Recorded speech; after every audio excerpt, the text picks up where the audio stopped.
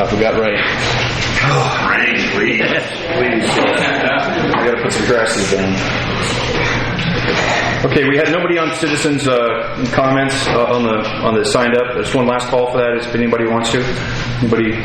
Thank you. Okay. Mr. Beck, would you please give a quick update between you and Jason, give us an update on Natalia. Well, as far as I know, we're going to have a meeting with him Monday, and we talked about getting with Jason last week and seeing what he had as far as designs. And I think this is one I've seen, right? That's the only design we've got. So, yeah, we're gonna just submitted a packet an hour before the meeting. So okay. I attached it. You all got the email, but there is hard copies in your packet as well. But I mean, this is the only design we've got. Correct. And the only thing I wanted to do is keep Natalia in the loop as far as what's going on, and that was the purpose for the meeting that we're going to go to on Monday morning, is to show the city council where we are and what we're looking at. If this is a design we're looking at, fine. We're not going to decide on a builder tonight, are we? No. Okay. Well, I just want to keep them up to date on what's going. The mayor's here, Mr. Ortiz. Thank you for coming. Appreciate it. But I wanted to mainly just go over there and let them know that this is what we got.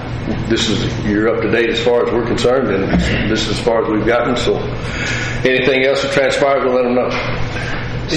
Can you discuss the options on that one too? Yes, thank you.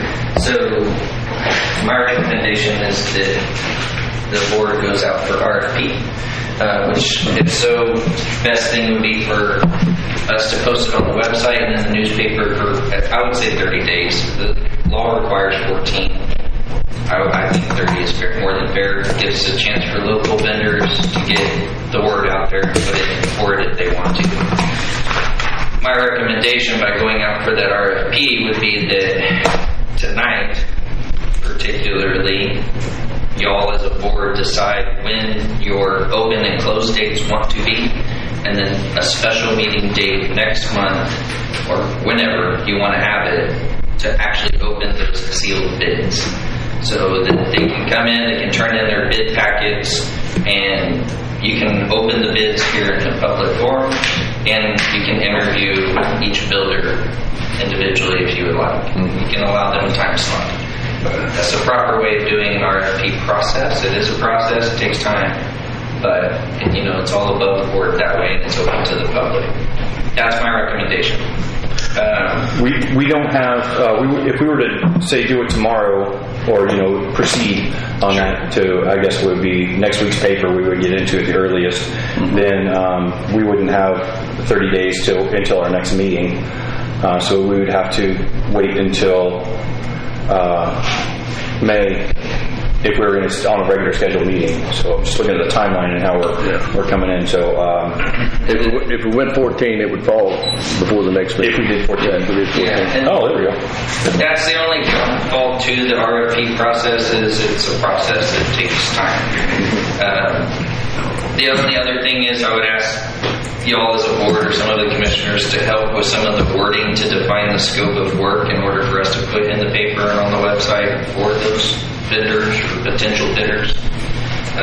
The other option to that would be we part the project, right? Building is one project. Foundation is another project. Interior is another project. And as long as we do all those steps individually and the price is under $50,000, then we don't have to do it for an RFP. But that requires a substantial amount of work and scheduling on all of our behalves. And it's a lot more micromanagement over the project. So it's really up to you how you'd like to proceed. That would be a little bit quicker to get the ball rolling. But if you want a turnkey solution, I think the best thing is going to be to go out for RFP. And then, you guys pick a vendor or builder that you like and just let them completely oversee and manage the project. And then you just have to pick out main line switches. So to slow the process down, not that I really want to slow it down, but the problem is we got to get really specific when we go off for bid. I mean, because we we show a building, and this vendor's going to say, well, this is what you need. This other vendor's going to say, well, this is what you need. We need apples to apples. We need a specific drawing with specs of what it is that what gauge metal we're going to use, how many. That's why we have to. When we go out for bid or RFP, we have to define that scope of work, right? And we outline all of our expectations and standards that we're looking for. You know, if we know a local contractor guy that says, hey, I can scope that for you, right? Typically, to be fair, if they scope the project, they don't bid the project. Well, we also got to check, again, I know school district procurement requirements, I can't say that I know all of our requirements, but again, if it's going to require an engineer, architect, then we got to hire those people. So we only have to go out for RFQ if it's over the 50,000, which this project will be. But the RFQ process, but let me just finish. So if we're going to build a slab, if we're going to have something certified, we need an engineer stamp, right? It can't just be somebody that we know locally that can build something. This is taxpayer funds. There's certain requirements on us to meet.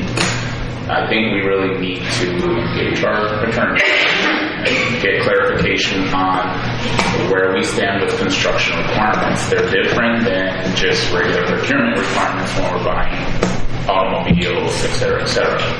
So we need to clarify that too if we're talking about design and things. And the other thing is, I've been burned by more than one contractor. We've got to have a solid, attorney-driven up contract so that we can go after somebody. We want an AIA contract, which is standard in the construction industry, which is. And any general contractor should be able to help get us some of that stuff that's required.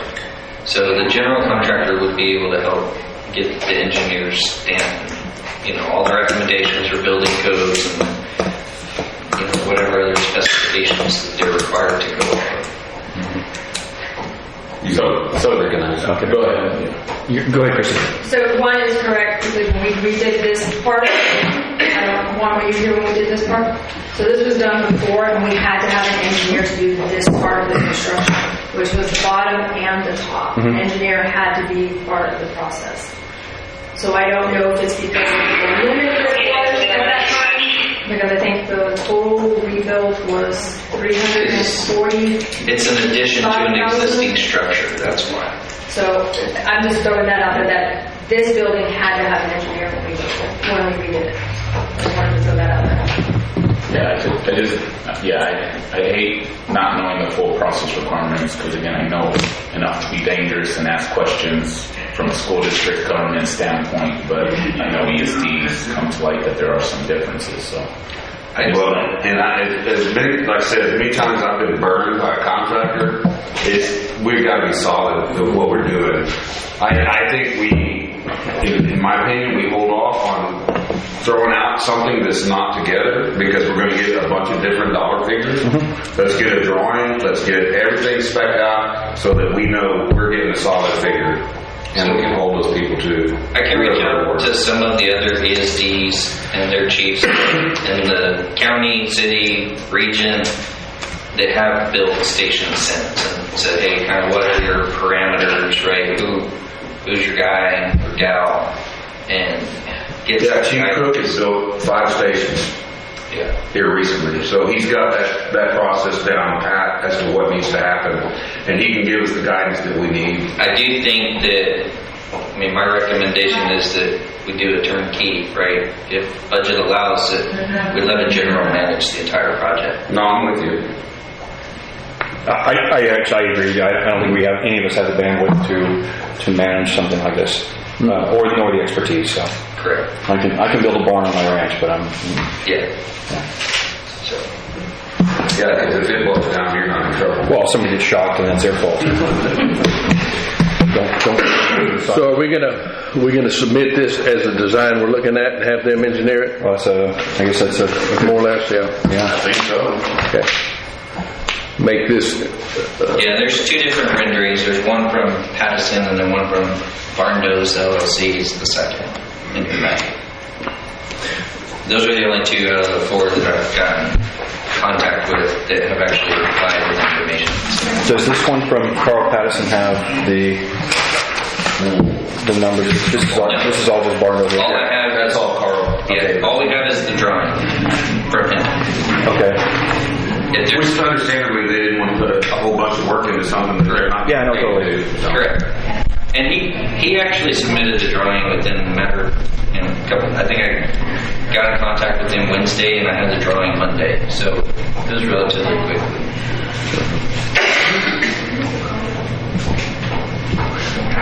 Okay, so what's our way ahead, guys? What's our what? What's our way ahead? What's our next step here? Then recommend. Jerry meets with Natalia, lets them know where we're standing. Jason get with Chief Cook and some other people and say, what's the steps that we need to take? This is going to be a learning curve for all of us. Yeah. And you said you're gonna go reach out to your peers who Yep. built and I know a bunch of and different I think touching base with the city folks too, and particularly since we're gonna be in Natalia anyway, so yeah, I need to have a good find out discussion what about that. one of the vendors from Barndo's, she asked what the permitting process is going to be like. So I said, well, I have a meeting with Natalia and ask that. Yeah, I think we need to get a general and hand it over to him once we get everything. That you can adopt that floor plan if that's what you like. If you want a different floor plan, then we'll just go back to the drawing board and I'll submit some other ones. I mean, it looks fine to me. I like it because if you end up needing a third bay, you can add on to this side of the station. Yes, for like a lieutenant or whatever. This, to me, we put this up against that 2-story building, the base, and then you have all that extra room on the other side to do expansion if we need to expand.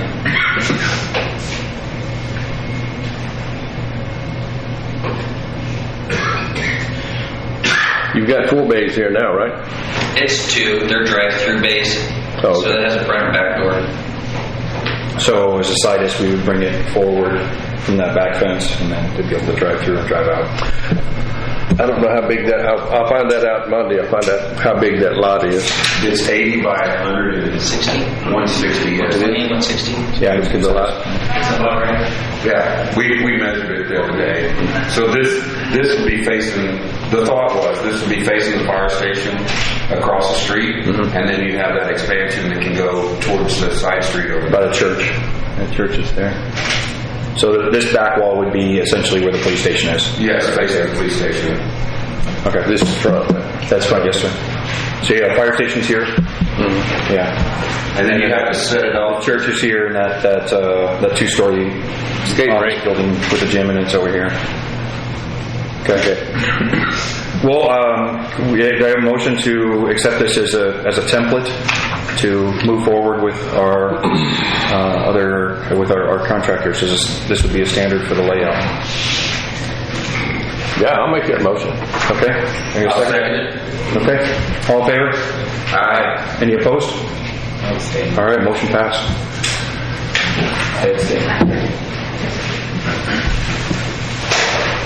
Does this not work? What do you know? I mean, so again, I still think without, so if we look at Medina Valley, their growth is going to be eventually our growth. I mean, no doubt. And I'm sure we'll have to have more stations like Medina Valley or Castro areas have to have. I'm still of the opinion of the location, and I wasn't here last meeting, so I didn't get to see the data necessarily the scatter shot. And I know Jason briefly went over with me the other day, but I'm still worried about the proximity that we're so close together that the eventuality is that station really is going to be in the wrong place long term. Short term, it might be in the right place. Long term, I think the growth is going to hit us similar to I-90. I mean, that's so expensive, they're going to keep moving, right? It's going to keep expanding.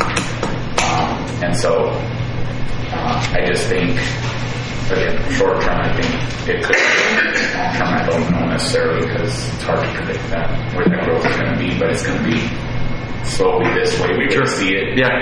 It's hitting Lido first, so it's going to move south as it works. But I'm still of the opinion that it probably should work somewhere else. But But again, that's the process. Yeah, we did discuss, that's one of the things we discussed at the last Natalia meeting when we went to the city council meeting, and then we also, that's where we had that special meeting, is to just nail this down, because we need to move forward with it, we need to get it going, so, I think that was the takeaway from that meeting, the last, 2 weeks ago or whatever it was, that we gotta get the ball rolling.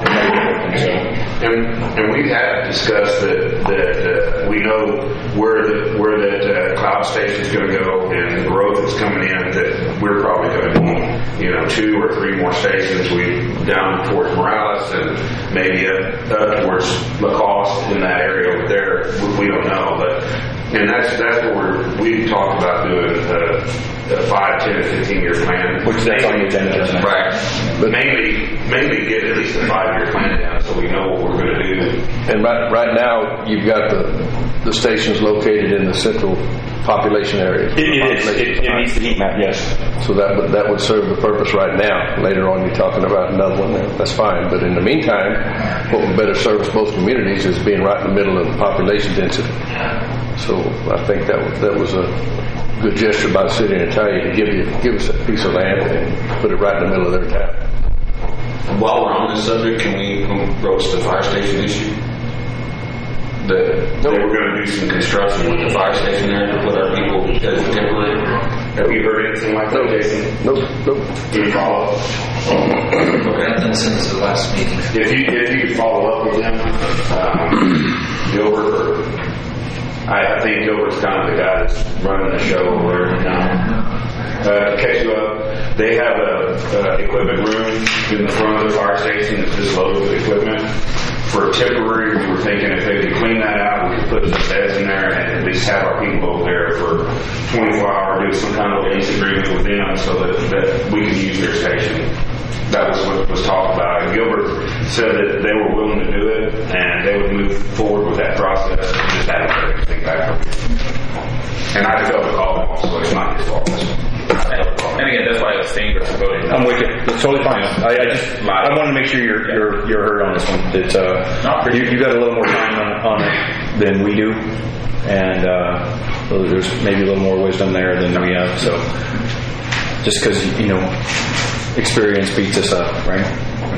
So I appreciate that. Yeah. So as it is right now, that was a decision that we made 2 weeks ago, was that we were gonna move forward with the Natalia piece because they want to partner with the location, everything else, and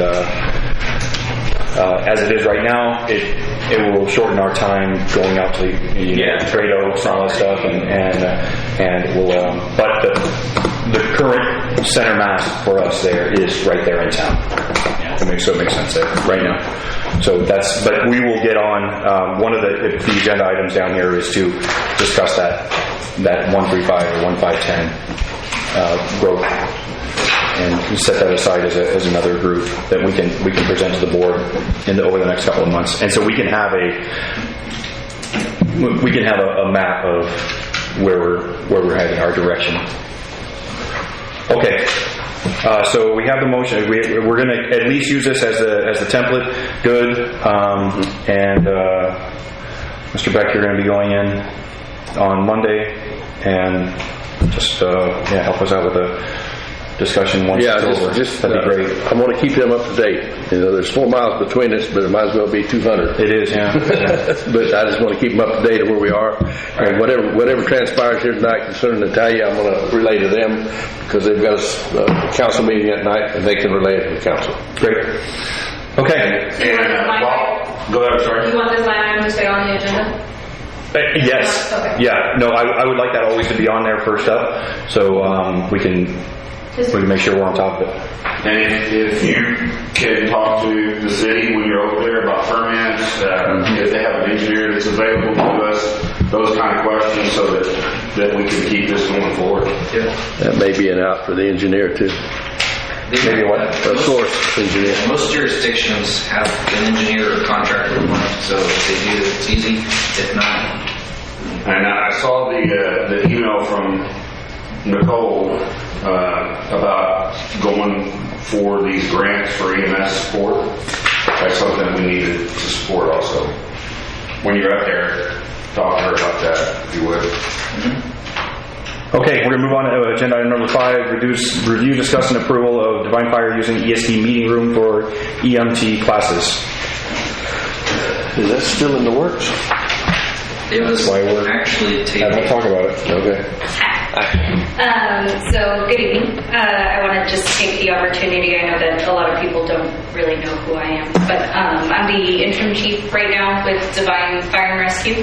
But tonight I'm coming to you as the program coordinator and the program director for the Devine Fire and EMS Academy. So right now we have our EMT classes that we host, and we're doing them in Hondo. Our rent quite literally doubled. So it went from $2,000 to $4,000, literally in just the span of a year. Is that per month or is that per year? That's per year. Okay. That's per year, and we weren't financially ready for it to double. But going forward, we were wanting to know if when this space is not in use by you guys, because obviously we work around your schedule, but whenever this space isn't used by the board or anybody else who uses it, if it would be okay for the EMT classes to be hosted here. We would, of course, have all of our own equipment, the instructors, the tables, anything that needs to be provided to the students would be provided by the academy. We would just like to use the space, as well as use the wonderful minds that you have here on the payroll, but not as instructors, just as different teaching styles. The fact that y'all have the ambulances here, so that way they can actually see what the setup is like, as well as talking to other EMTs that are actually working in the field. Great minds coming together type thing, but that's mainly what we were asking for. What is your name? Jessica? Jessica, okay. Yes, sir. I got a couple of questions, Jessica. Yes. Number one, do you have ample room at the firehouse? Yes, so right now we're running the EMT and the fire class concurrently. So that way, in case somebody wants to do both classes, once one is done, the next one starts. But since we're doing the EMT and the fire classes at the same time, the fire classes are being hosted at the station because that's where we have the fire equipment. So the EMT classes, we didn't want to house everybody at the same place because there's just not enough room for both classes at the same time. I'm confused. You just said that you were running one and the other, and now you're saying you're running both at the same time? So they're both going at the same time. The Alpha class, the EMT, and the fire go the same days at the exact same time. One is in Hondo, one is in Devine using our fire station. And then as soon as the Alpha class ends, they have about 3 weeks before the Bravo class then starts. So if somebody wants to do both fire and EMT, they would start in one class and then move over to the next class, if that makes sense. And this is the stuff you guys are doing with the high school, is that correct? Or No, these are our night academies. Okay. Yes, they go from 6 to 10, usually Tuesday, Wednesdays. Okay. If the days need to be moved, because obviously you have your meetings on Wednesdays, if they need to be moved, they can be. But right now they're Tuesday, Wednesday for about 14 weeks, and then every first and third Saturday from 8 to 4.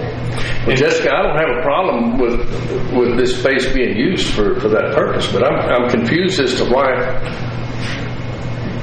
you can't do it in-house. And again, don't mind me, but I'm just wondering why can't you do it in-house? If it's you only do it 2 days a week, well, do it 4 days a week. Yes, Fire which EMS, is an option, but we just wanted to cut the cost of having an instructor coming 4 days a week versus I just pay 2 to come to 2 days a week. But I figured the worst y'all could say is no. So I guess I'm all about the sharing knowledge base between all of the entities. I think that's extremely important because none of us should go alone on this one. but I guess I'm in the same place. I'm not sure why, using this space. The other question I have is, well, where are you guys currently hosting it in Hondo? In Hondo, yes, sir. Where in Hondo? The South Texas Regional Training Center. Okay, and then what's the numbers on that one that you're paying and they're asking for? And So last year we had a contract with them for 1 year, and it was a little bit around the number of about $2,000. For the year? For the year, Okay. yes, sir. So we had a classroom that was designated to us and only us. Our equipment could be stored there. There was nobody that was going to come in and use that classroom. So this year, with renewing the contract, it's now $4,000. But the classroom isn't specifically reserved for just our class.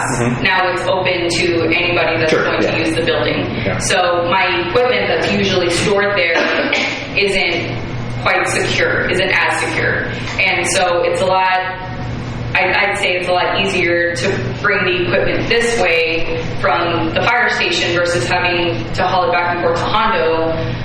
Just mannequins and bins and of course like the laptops and projectors and things like that.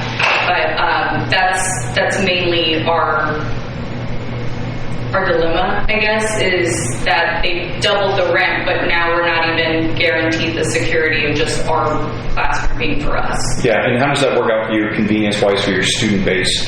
Are they coming from all over the county? Yes. And you're predominantly in the county? Your students are coming in? Yes. So the furthest students that I have coming to us right now are from Carrizo Springs. Okay. So the last time that Victory Ambulance sent their students over, that EMT class was housed at the fire station. They're pretty much the furthest ones that we have, but we have students coming in from San Antonio, and we do have some students from Hondo, but majority of the students come from this area. The 35 corridor one? Yes, sir. What is the average size of the class?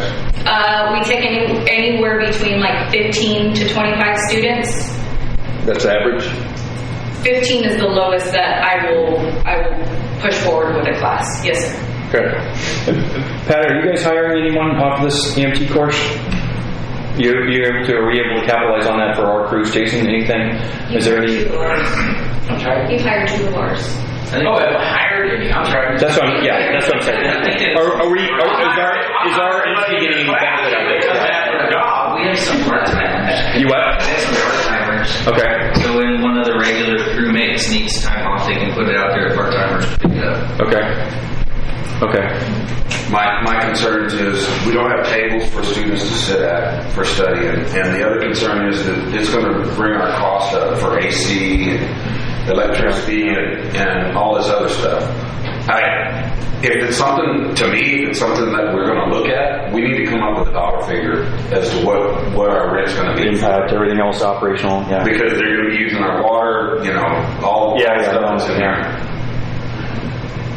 And I know that when I was there, the ESD4 complaint was that their bills went up very high, and they were looking for some kind of a reimbursement.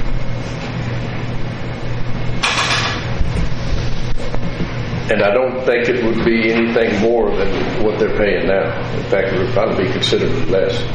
Well, we have to look at the cost, and then we have to come up with an agreement, a written agreement between us. Yeah. Who's going to be covered for insurance? Who's covering insurance? Who's that's all got to be stipulated. That will be a contract between the 2 agencies. Do you guys have an interlocal agreement with South Texas Regional? Yes. So we carry a contract with them. So if it's a government to government, it's an interlocal agreement, and it should have all of those in alignment. Should. I haven't seen it. I don't know. So. If not, I can provide. What's your timeline? Right now, the classes are set for this coming cycle through, I want to say through October. Okay. So this would 6 be months out. next fiscal year. Yes, sir. Oh, okay. Sorry, I'm taking notes here. No, you're completely fine.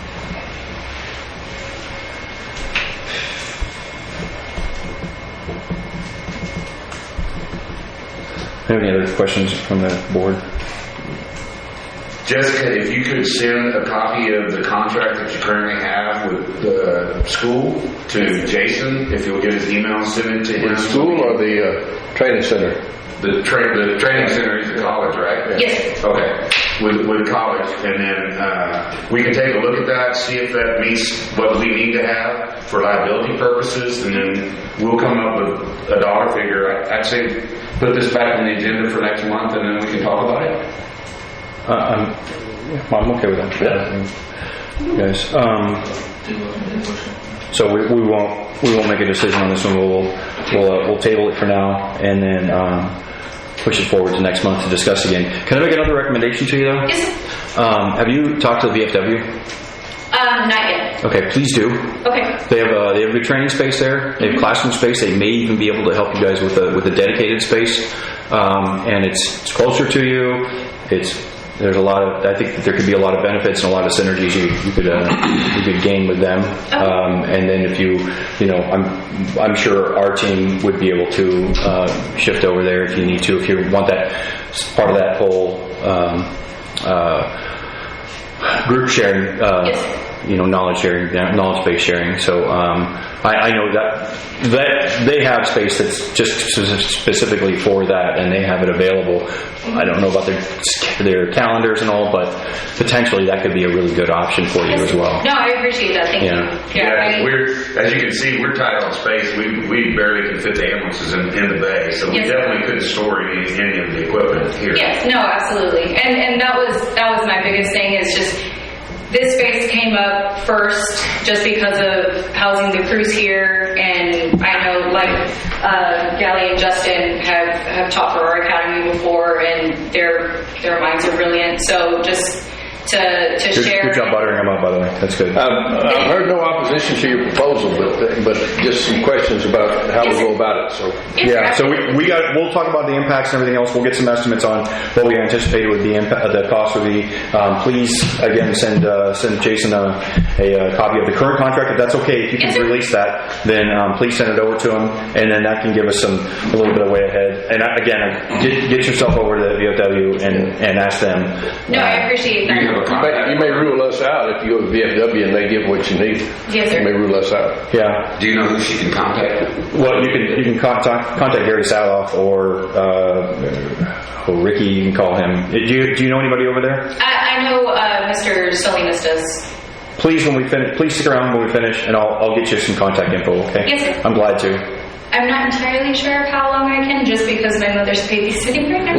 But yes, sir. No, I please reach Jason, and I'll make sure he has contact info over there that you can go and talk to him. Okay? We'll make that easy. So if you need to bounce out of here, then please do. Thank you. I appreciate it. Thank you. And folks, just a moment. I'm taking some more notes. So, and Pat, you're up next. Seconded to the table. I didn't hear a second. I'll make a motion to table. Second. All in favor? Aye. Any opposed? So carried.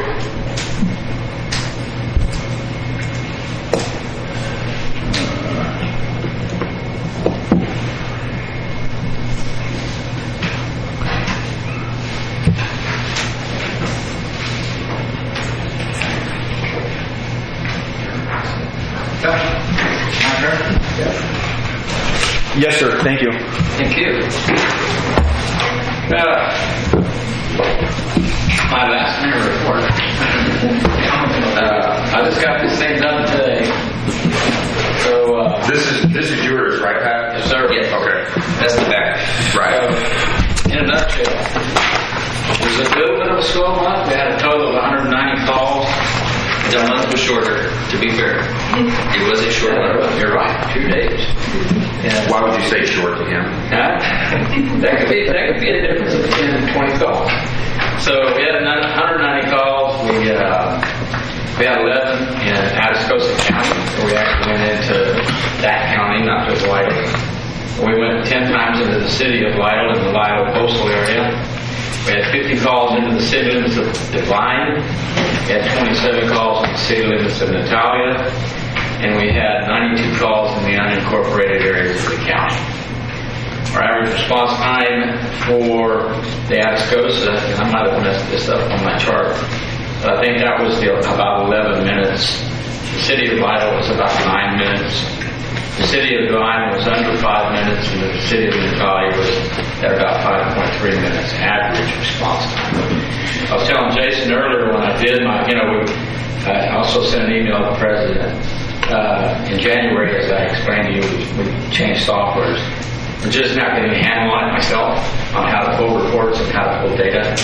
So I went from not knowing anything to now I feel pretty comfortable about moving forward, that the data, not only that you're getting today, but I talked to Jason today about some of the reports I think you guys talked about as far as how many cardiac arrests, how many losses, things like that. Our new software is going to be able to do that much easier than our old software. So I think that would be an easy thing for me to add. I guess the only thing that at this point would be, and I can work it out with Jason, whatever format you guys want that in. There's going to be a lot of data. If you want a summary, if you want individual, whatever you need, we can provide you with that. But those, I was looking for something like a summarized report with just not broken out like this. It's all broken out. Just say we made X cardiac arrest. We got this many raws. Just something that we can brag about. What you are doing. We do that with average times, max and min, average times. Or average times to call times, and then for response. Okay. And then that would include max and min, maximum and minimum. Those are the kind of things that are in my mind that are helpful. So, Jason? Yeah, I talked to Pat, and when he sends me the raw data, it's a lot of information. It's really complex. I can tell it's pretty intense on the. that's not raw. That's not 1/10 to 1/5. Yeah, of the data. It's a lot. But if I keep getting that raw data from him, and once he can kind of fine tune the new system that they got, I can build the dashboard in Power BI. It's a Microsoft. It's real pretty pictures, and it'll make it real friendly and easy for you guys. Yeah, it comes out of CVS, so formatted for the report format for Excel. Okay. So it's really easy to work with once you get all the raw data and then try to figure out how you want that formatted and summarized. Let me ask you something, Pat. Is the city of Lytle is on here? Yes, Are sir. those mutual aid calls? Is that what Yes, we're sir. doing? Okay. Yeah. So there's some. Sorry, Pat. What I don't have for you today, because I didn't have an opportunity to check with Atascosa County, I don't know how many times they came over here in the month of February. But I was able to track how many times we went over there. Also, going into Atascosa or Frio, Atascosa County is something that we don't do a lot of. Typically, that number's around 3. This last month in February, I think it was 11. Oh, wow. What do you think that was from? Sorry? What do you attribute that big change to? That's significant. I don't have a clue. I haven't talked to the director over there. And it just may be a hiccup because, again, it's time of day. They have one truck in Lytle, and when that truck's busy, that's it. And their closest truck is coming out of Poteet. And so a lot of times if it's something major, they'll call us because they're closer. Yeah, totally. And so I can only presume at this point that, because I know their operations are sound, nothing's changed. Sure. So I can only guess at this point that it was just a tough month. There were a lot of accidents. The traffic, you guys travel 35 every day. It's bad over here, and it's really bad around the AT&T area, and that road goes out towards Somerset, and we're seeing a lot more activity in that area. And if you guys want to pounce in, that you make calls, feel free to do so if you guys don't mind. No, I'm okay with that. Go ahead. That's what I've seen. The insight is. So we do a lot of calls in the Lytle area. Some in the city limits, which is very few, but it still shows up as a Lytle call. It may be in the Lytle zip code. Yeah, I'm going to be really curious to understand, get a really good understanding of that, and in detail, and why we're going over. what the calls are and exactly where they're going, if they're in the city limits or not. Those are important things to know as we move forward with Lytle and the work with the data center coming in and everything else. And their intent is to take that, but I want to make sure that I'm able to communicate with their mayor and say, hey, okay, we've got mutual aids. And my other question on all this is how many. I don't know how we're going to capture this one. Is how many mutual aid calls are coming into our district versus us going out. And those are important numbers to know. I think So I know the ones coming into the district. Yeah. But So that's like Atascosa coming over or one coming but down. He catches the ones that we get going out. Yeah. I don't catch those. So how are we going to figure that one out? Those are really important I think numbers. that me personally, I can reach out to them, or Jason can reach out to the director. She's over in Pleasanton.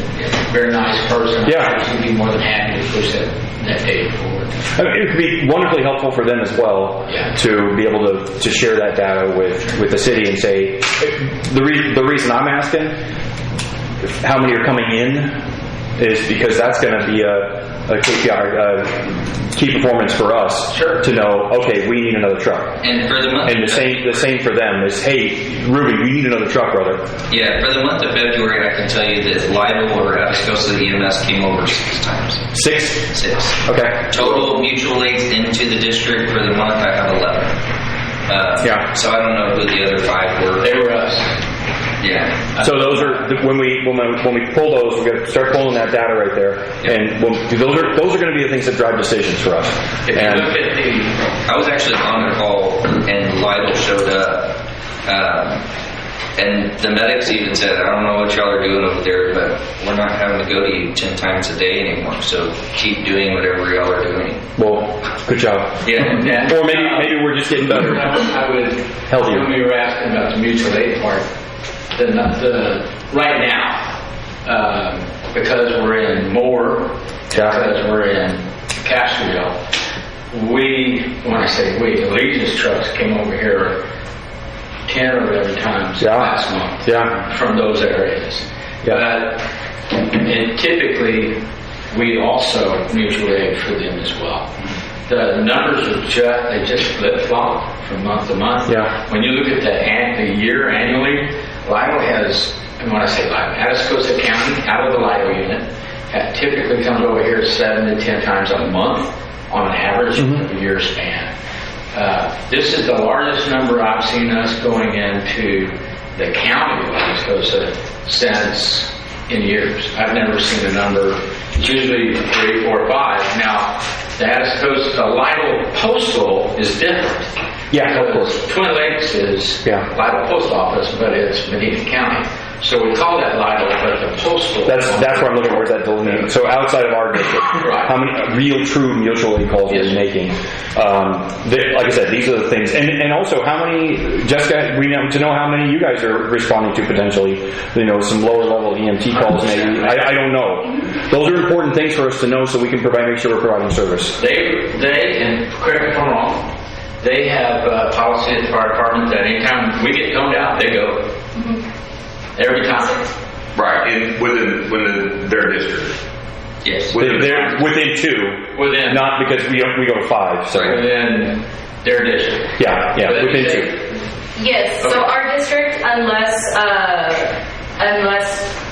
y'all ask us to go into Natalia. And typically, when we're in Natalia Park comes out to us.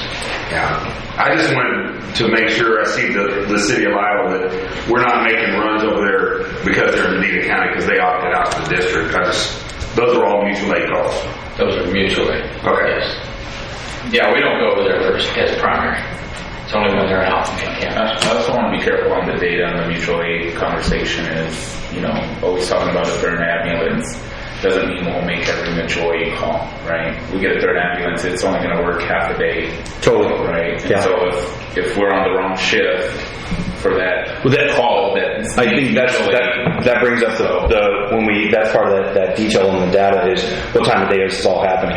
Yeah. Well, and there's always going to be days where if you have 10 trucks, you need 11 or 12. Sure. Now, our policy has been, if I'm aware of it, and I tell my guys both in Frio County and Medina County, whether it's District 1 or District 4, If we're down to one truck, we're not going to provide mutual aid. We can't do it. You guys are paying to have a truck here, and Sure. go to level 0 to provide mutual aid. Okay, so maybe I'm not sure on the data point of.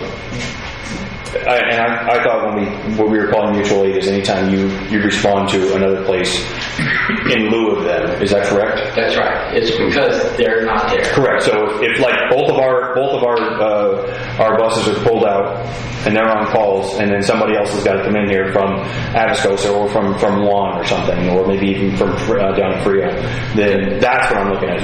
When does somebody else have to respond to stuff that we aren't getting? So that's or that's and part vice of- versa. Yeah, that's part of the issue. Is mutual aid is both in and out. Yeah. If we need a truck, it's mutual aid to come in, or it's mutual aid for us to go out. I'm with you, but so How do we I'm distinguish? working on the definition there. Yeah. And is it the ones that if we don't go, somebody dies? If we don't go, nobody's going. That's kind of where I'm. I will tell you that, and again, too, my guys speak up anytime you want to. If a call comes in for cardiac arrest or something that's really serious, and it's our only truck, I'll let it go. If it was coming in because somebody got a stomach ache, no. But that's is that in addition to? That's going out of our. Going out, Yeah. coming in, yeah, we're worried about this. This is something that we can't control, right? Because the 911 call goes to Medina County, period. Medina County knows if we have our trucks in service or if our trucks are out, wherever Sure. they're at. So they'll make a decision. Are they going to call Jacksonville? Do they call Atascosa, Frio? Do they call Atascosa? That comes from dispatch. Doesn't come from us. I'm with you, and that's where you got to get in there and get in that detail on the reports. We need the data. We need that understanding, and those are the things that again will drive our decisions. The numbers are really skewed. I mean, I got a text the other night that said you've got 5 runs in your area right now. We had just a few shifts ago. We had 20 calls in 30 hours. So Here.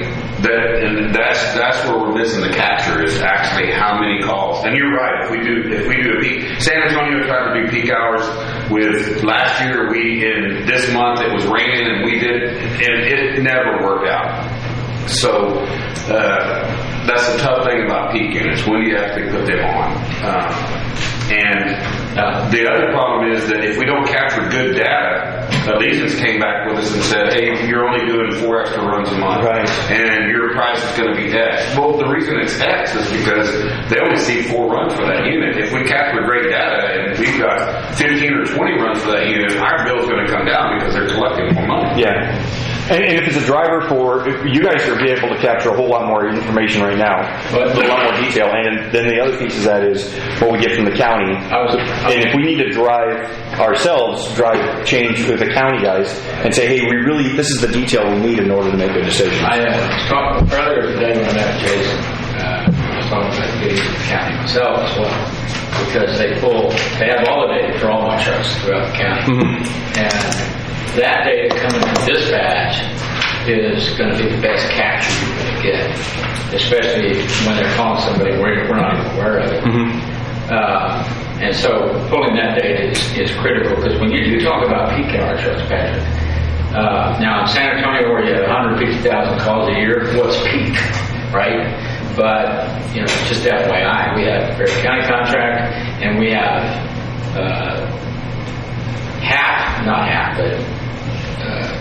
double, if you will, the number of trucks in the county that are peak hour trucks.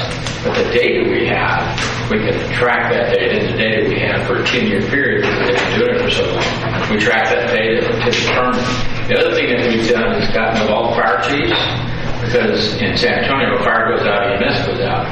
So we get with them to find out, you tell us what's your station doing, what is the statistics in your area. And so we try to ship those trucks accordingly, because it's also seasonal.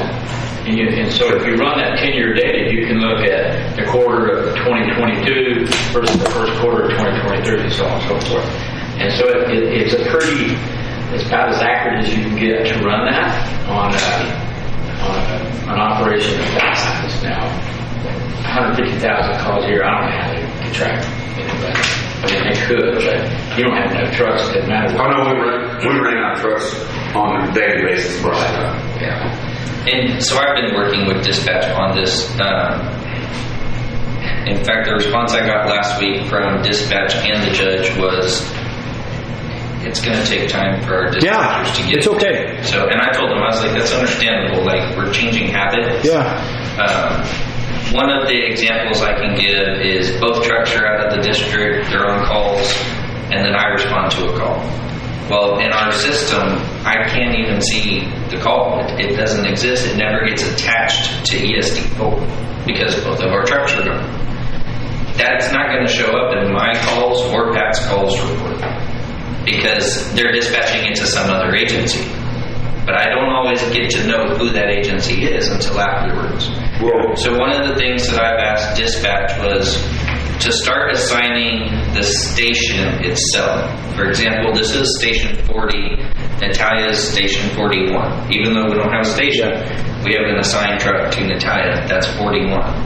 So by attaching that station number, in theory, I should be able to pull every single call that happens in our district, whether we have a truck or not, because they're also attaching the station, or the district. Some dispatchers do really well, some don't, some get busy, they forget. It's just a learning curve, so it's going to take a couple months to get dispatching the hang of it. Yeah. But it is something that they have been doing somewhat regularly. Well, I would hope that it'd be more refined whenever we get the second station going. I hope so. Because right now, when they're toning us out now, and it used to be they would call the ambulances by their bumper number. And it was two different sets of tones for Devine EMS and Natalia EMS. We did away with that. It's now one set of tones because we're one agency. We're not Devine and Natalia, we're ESD4. But to distinguish where the call is in our district, they assign it to the station. So it could be station 40 or station 41. If they say station 41, we automatically know that that's the Natalia area, therefore that truck has a call. And vice versa. Station 40, we know it's the Devine area. This truck has a call. But you're saying that if, say, 40 has a call and they're on it, and are they still going to tone us out? Yes. And then you're just going to go, potentially? Either I'll go if I'm here, or if I'm not here, then I just get on the radio and say both units are out, tone out for mutual aid. And the crews have actually been really good about doing that too.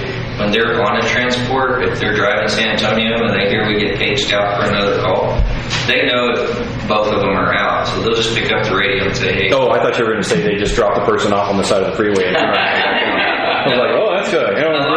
Good service. The crews have done a really good job. They usually beat me to it because they're in the truck and the radio's right there. So they just say, hey, tone out for mutual aid. Okay. Speaking of radios, have you got them reprogrammed yet? No, he just got back in town this week. Okay. I'm still working on his schedules. Okay, any questions from the rest of the board on Mr. Bossier's on your accounts, are we still including the 0 calls, 0 duration? I didn't get an opportunity this time to go back and do a recount, but yes, we are. We're removing all the zeros from the averages.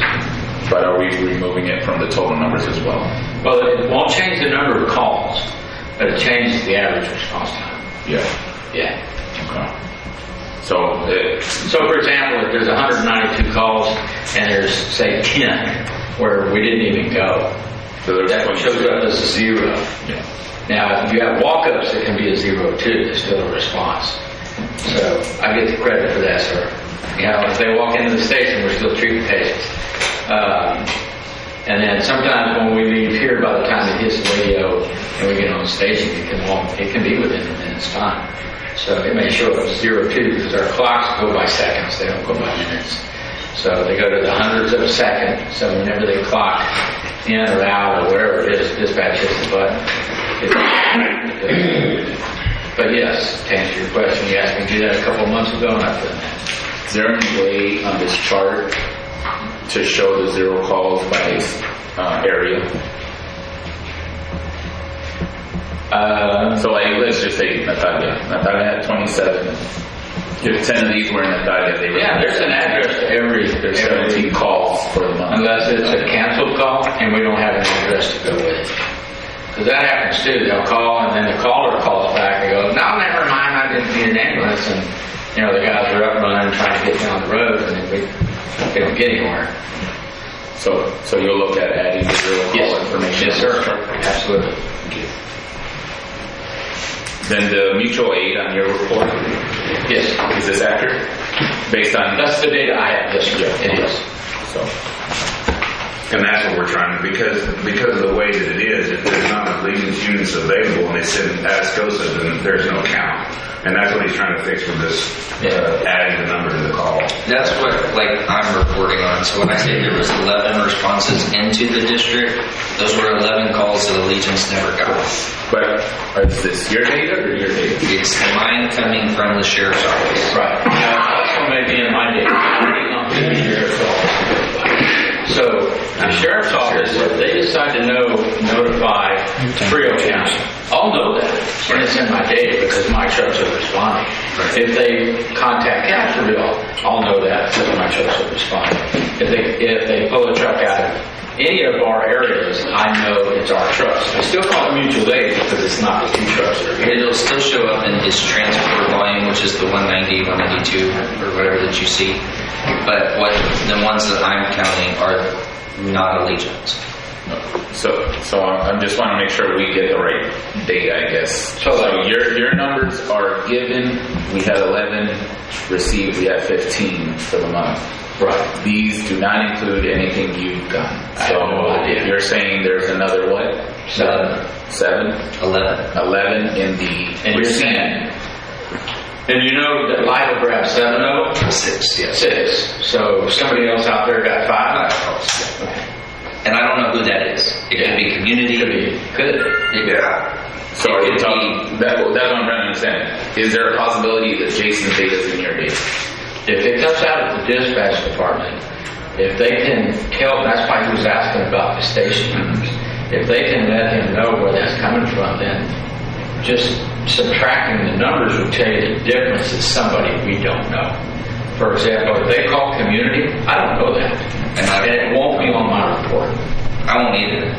And that's what so when I get Pat's report, that's what I cross-reference with the sheriff's office reports, which is what I present. So I actually go through them and I manually say, okay, this one came from Frio, right? Well, this was a mutual aid. Well, that shows up in his numbers, so I exit out of my own. Good. Okay. So then for the month of February, we had 26 received mutual aid calls. That sounds more like what we're getting. It's more trendy. Yeah. Okay. That is 26 that came into ESD4 Yes. because we were busy. Yes. Yeah, the day we got the wind and the fires, I saw ambulances coming from everywhere. I mean, they were just driving through downtown, just going crazy. And I can't even tell you. I mean, Pat called me, and I think I was on 3 different calls in the times that you called me. That's 3 different calls that I personally responded to, and there were no ambulances in the district. And that's just in one day. Were we on mutual aid calls? No, We were on primary. Curious to why we're. just because You could they have- had so many runs. Steve, you could have. No, I mean the wind was everywhere, and it was everywhere. The weather was widespread. So Sure. why did we? That really doesn't matter to the discussion. It's just my brain going off on me. That why did we have so many that came in? We were burning more than anybody else. Well, it's not fine, yeah. So the question is why? You know. When we talked about those 20 calls over 36 hours, I can tell you from the history of Devine and us, the only number that was close to that in one weekend was 21. And that's only happened once in 48 years. That was in January, January, what, freeze? No, recently. We had 20 calls in 36 hours. Oh, no, I'm saying the last one was in 21. Oh, this was like 10 years ago. Oh, you're saying, okay, I got it. Okay, I'm tracking. It's not normal. Just the number kind of threw me off a little bit. Okay. Any more for Allegiance? Great. Thank you. Well, I don't know that we have any action to take on that one, so thank you, Pat. Jason, you want to provide your So- chief's report? As Pat mentioned, with him and I talked today, going to work to define the timeline that Allegiance is able to obtain and get these reports to us. So he's not pressured until last minute. We're not either trying to get this information. So I think we kind of discussed this morning, he should be able to get all the information, give a few days for crews to finish their reports around the 4th or 5th of each month, and then that will still give him around a week to get the reports to me so I can prepare them for y'all and I can cross-reference with the sheriff's office. I'll hit my report pretty quick. Training, I registered for the contract manager's course that y'all have asked me to attend. I did assign hazmat awareness training for the crews. I kind of threw it out there. It is something that professionally we should have, and I've requested them to complete it within 30 days. How did you do that? I notified Pat, and then I sent it out in a group chat to the crews with a link to the course. Said, this course is free. If you finish it, please submit your certificate to me within 30 days. You know what I'm going to say here, right? What am I going to say here? Not our staff. Huh? Not our staff. So what's the right way to do it? What's the right way to handle that? Mr. Pat. You should probably get Pat to, because what you've just done is you implied that they have an additional contract requirement by you passing that information on. Hey, this is out here. Here's the link, and the response from the crews is going to be, I'm going to get that done because government says do it. So please pass it on to them. Let them decide if they want their folks spend the time to do that, and then be done with it. So It's good. It's never bad training. When I talked to Jason today about this very subject, and I agree with him, I think it's great that he's willing to put on the class. Yeah. It's a good thing to do. We're talking about cross-reference, they can have training. In my world, you can never get enough training. So I'm good with the offer and taking up on it. Yeah. We're going to benefit from that. Absolutely, no question. Yeah. It's got to come from you. Yes. Yeah, because you're the boss. Yes. He's not your boss. Yes. And he's by doing that, he's obligating the government to, so we got to, hey Pat, here you go, handle it. Yeah, so Thank you. Another course is traffic incident management, standard in the profession. They have to have that to get their EMT. They have fire does. EMS does not require a proof of certificate. It's on the employer to obtain a copy of that. So, TIMS, the traffic driving. Oh, yeah, we have a class. So, The company puts on. Allegiance actually has a class. This program is nationally recognized and it's free. So, again, same conversation. Same, yeah, please do, yeah. These are good. We're getting better every time, right? Yeah. Every single time we get better and better. So Mr. Dubos last month asked about equipment life cycle and replacement plans.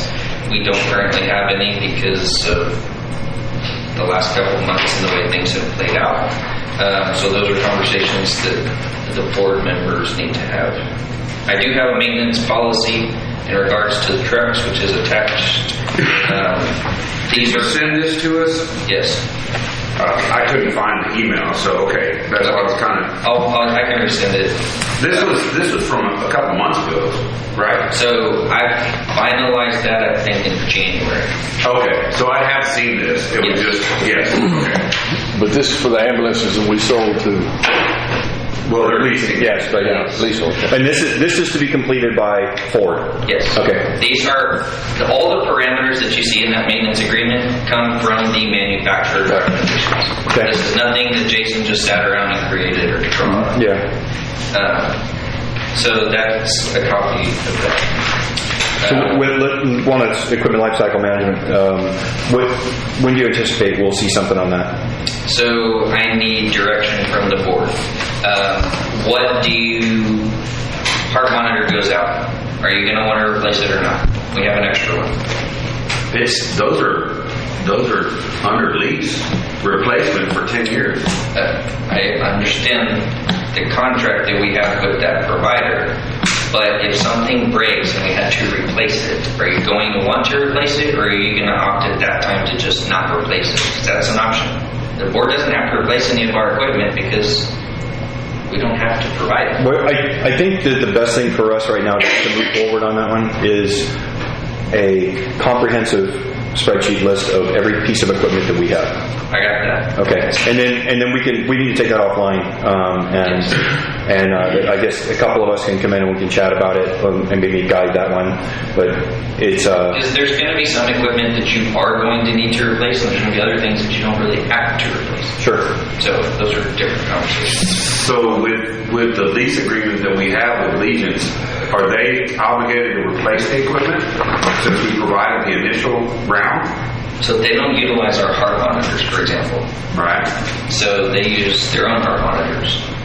They don't have anything to do with our monitors. Okay. That's between us and the school. Yeah, we're gonna thrash. It's gonna take some time and to thrash through this. So please, let's work this up.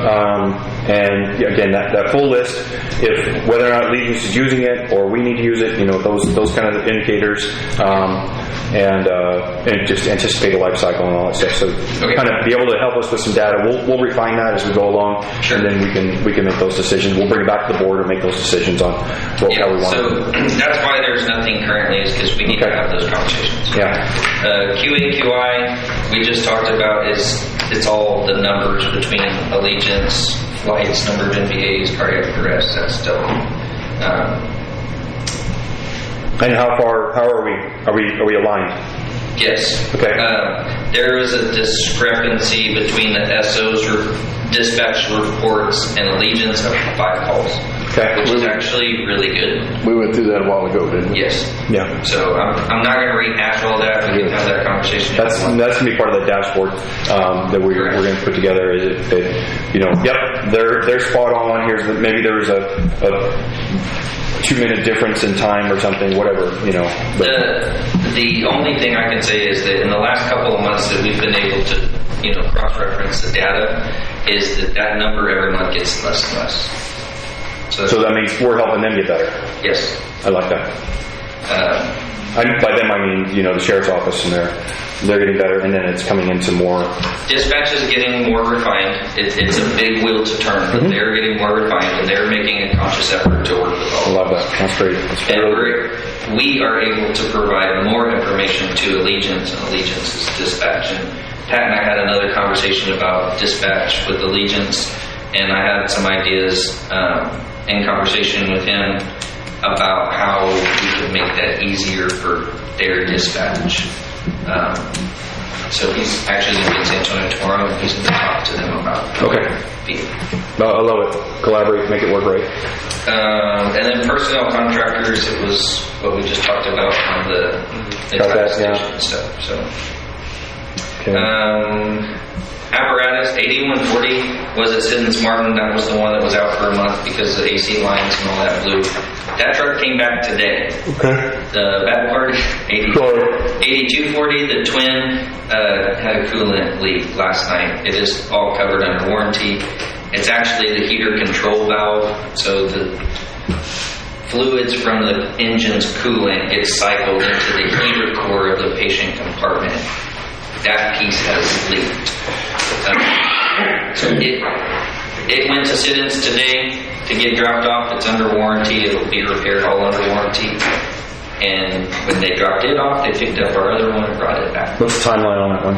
They didn't give us one today, so I'm gonna follow up with them tomorrow. And then you guys are bringing in another van? The truck 1159 that Allegiance has here, it just moved over a stall, right? It just moved over from one bay to the other. You guys keep it back up here? Yes. Okay. So we still have 2 trucks in service, but one is Allegiance. So we need to make sure we're having those discussions, and that's understood with the lease agreement or the whatever our use agreement that we have. That if something needs to go down, then they got to provide one. So yes, and it's actually in our agreement that if one of our trucks goes down, they provide backup. And I actually talked to George last night and said, "Hey man, sorry, but our other truck just went down. I'm hoping to hear back from them tomorrow." So when I called them this morning, I said, "Hey, I got good news. Instead of you sending me 2 trucks for replacements, I'm going to give you 1 back." Got it. So what's the swap out time from getting into the other truck? How long did it take us today? 20 minutes? 30 minutes? We had all the equipment on there, we just needed to grab 4 bags, Yeah. and we were in service again. How much time is that? 20, 30 minutes. 20, 30 minutes. So this unit is not the strip version? Y'all moved everything out of one unit into the other in 20 minutes? It's easy. Pretty impressive. We're like the fire department, Patrick. It's easy when there's 5 or 6 people doing it. Yeah, San Antonio, there was 2 of us doing it. It took an hour and a half. Well, you guys are in the union, aren't you? We were fortunate because the Natalia crew was actually coming back from a call, and they were jumping on their truck, so everybody was here and pitched in, made it cool. So that's my update. The only outliers I have is re-emphasize response times for the Legions. Their policy is 1 minute 30 during the day, 2 minutes at night. They've been doing really good. That's minute 30 out the door? Yes. Okay. Just need to re-emphasize because there's been a hiccup here or there. 1 or 2 throughout the month. And instead of it being 2 minutes at night, it's 2 minutes 30 seconds. So I won't make it that fast. the other thing is the QuickBooks access, which I think Chrissy's going to talk about later. So, and that's all I have. And when you're talking about the time out the door, you're getting with Pat and Pat. Yeah, like I said, I think the 1 or 2 times this month that it actually happened is because the crews were having trouble locating the address and where the call actually was. So, I mean, I was monitoring the same call, same traffic, and there was no detriment, no sentinel events. It was just trouble finding it because the address wasn't popping up. It wasn't in GPS. I couldn't find it on the map book, which we again talked about today, doing map tests for the crews so that they better know the area instead of solely relying on GPS. Do they have MDTs in the units? Nope. With the new software that we're also running the CAD system. And the CAD system, once it's complete and our ESO software is fully operational, the crews will be able to pull up the same CAD system that we have in Bear County. So they'll be able to, the dispatch and address will come up on the CAD system, show you where you're at and where you're going. So the only problem, and I always like to stress this just so you know, in fact, if you're completely aware of this issue as well, the county is growing so fast that the 911 districting folks cannot update the map fast enough. Right. So we're still going to run into problems where we can have a CAD system, but that road doesn't exist on anybody's map. Subdivision doesn't exist. Yeah. Yes, and I think it was November or December, I had some information. I pitched a quote to the previous board. It was around $7,500, $7,700 to install iPads in the trucks with access on my laptop for a CAD service that is directly linked to Medina County Dispatch. And all the times, the data, the call numbers that we're reconciling every single month would be 100% accurate in real time if we had that system. It also helps the crews. So MDT status, right? When they jump in, they can click, that's my call, go, and it will map them to that. That's what we were talking to Chief Cook about. So He was saying the cost wasn't. And what do you say the numbers are? So for the initial quote for the 3 devices, $7,500, $7,700. I can provide it to you. She quoted it. It's good for a year. The annual recurring cost just for the 3 licenses for the devices is $1,700. That was that number. I remember that number. It's $1,700 for all 3 licenses. It's not $1,700 a piece. So we have a big upfront cost. And what does that do? Why is that so high for an upfront cost? Is that just a way of recouping? He was saying that It's the rollout. we got to talk to him because I thought he said that the $7,500 was not a figure that he knew. But It could have already been in place when you got there. I don't think so. So his system shows where they're at. It shows the calls that are pending and who's making that call. So you can track that stuff very rapidly. But again, here we go back to iPads. If we're going to terminate, and that's something we're going to talk about here, terminate the AT&T contract, then we're going to have to keep the contract to have these iPads. They've got to be hooked up to the internet while they're driving. What if that's something that isn't willing to put into the units because it's really their units? So that's about the CAD system that I was talking about. But that's, and I don't want to talk about schools, so I may have some gray area that I'm not schooled in. But my understanding is the voting system that we purchased goes with our old system. Sometime in April, we're supposed to convert over to the CAD. Now the CAD that we're converting to is through Bear County Sheriff's Office. And this sounds really terrible, I shouldn't talk out of school, so if I say something wrong, please forgive me. But what I'm seeing is that every county you go to, they have their own CAD system. So they don't interlock. So what you get in Bear County, you may not have in Frio County. I have found that there's some interlocking in some areas as far as radio communication, but the CAD systems are terrible. So even if we move into this LOGIS thing that we're moving into, company-wide, we're doing this over the whole state, it's not going to match Medina County. And the system I'm talking about is directly to Medina County Dispatch. In fact, the lady, I forgot the name of the company. Her name's Madonna. I got her contact from ESD4. Chief Windsor was fortunate enough to send me her contact.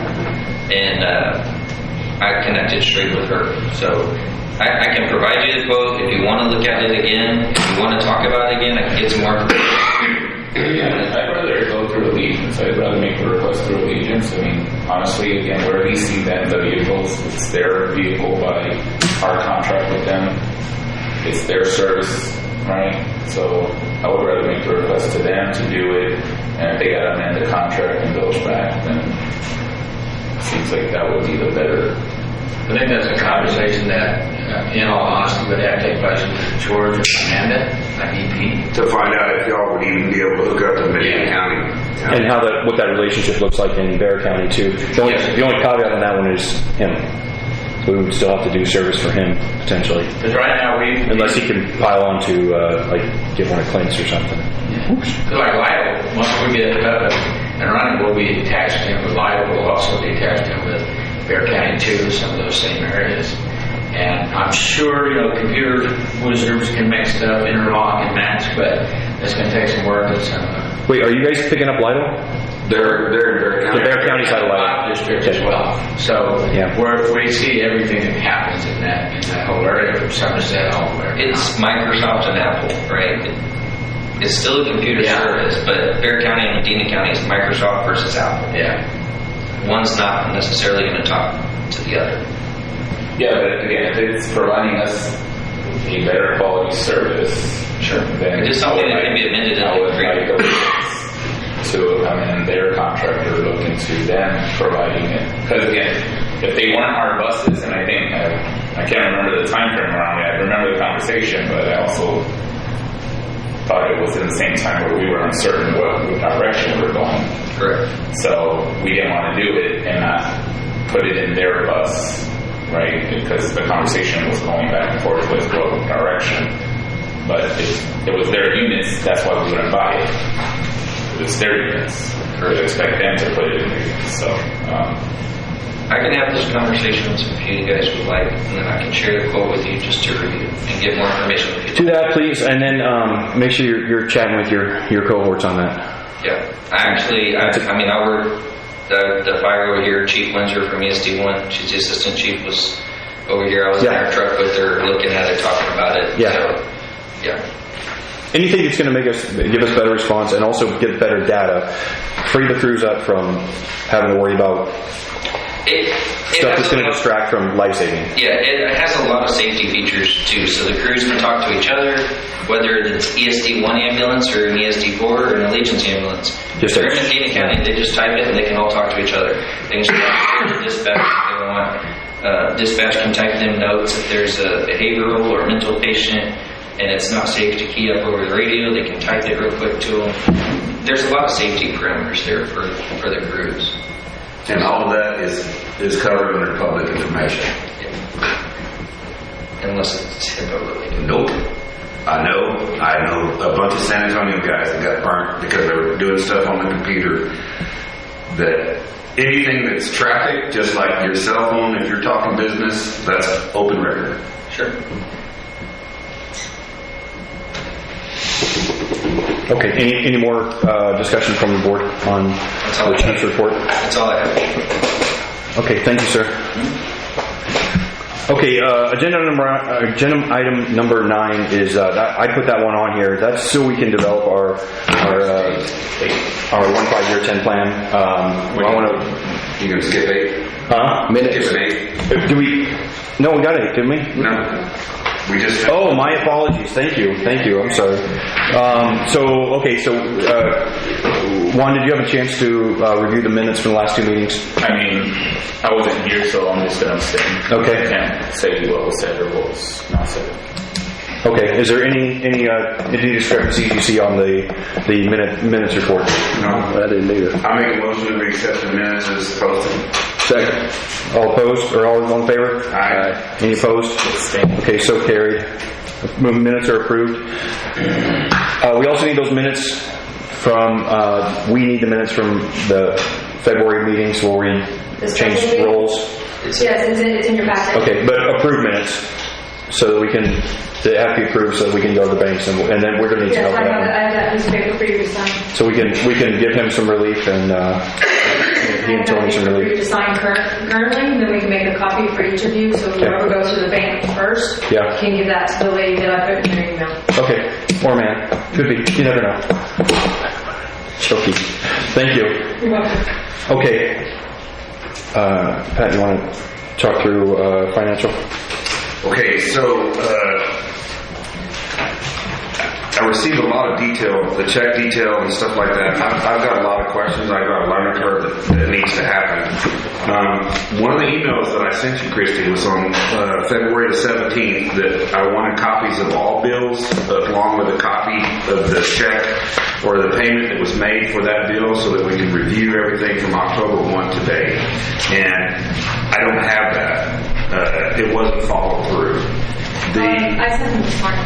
Pardon me? I sent it this morning, sir. You sent all of them from October? I don't have that. I have a Oh, few. no, so that was a misunderstanding between you and I thought you meant for this month. I did, but clearly in the email it says from October to date. Okay, so we're going to fix that. The other question that I have is on here, there's the payroll liability. When you're looking at the check detail, so let's look at like the last, just out of general, the last page, 226. It's got so many ins and outs that are duplicate numbers. Why is that set up like that? The last page on the check detail.